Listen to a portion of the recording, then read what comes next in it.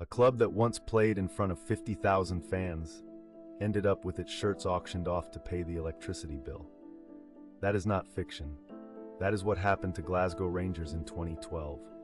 One of the most decorated clubs in world football, 54 league titles, and they still hit rock bottom. Here's how it started. Rangers FC accumulated tax debts running into tens of millions of pounds through a scheme called the Employee Benefit Trust, or EBT. Between 2001 and 2010, the club used this structure to pay players and staff in loans rather than wages, reducing tax liability. HMRC challenged it. The bill that followed was enormous. But here's where it gets stranger.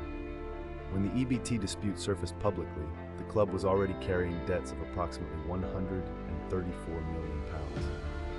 Owner Craig White had purchased Rangers in 2011 for just £1 and financed the deal partly by selling future season ticket revenue to a finance company.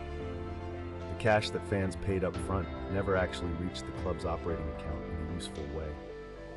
In February 2012, Rangers entered administration.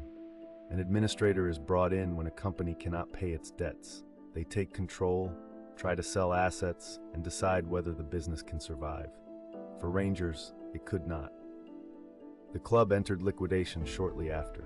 A new company, the entity fans call Rangers today, purchased the assets and was placed in the Scottish Third Division, the lowest tier of professional football, 4 divisions below where they had been playing European football just years before.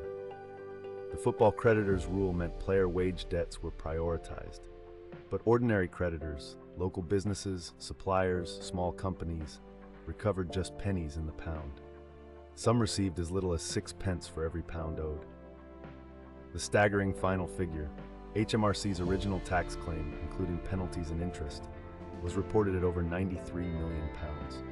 A century of history, reduced to a debt that a single bad ownership decision could not survive. Money does not care about trophies. If this story stayed with you, take a second to subscribe. A new one drops every week.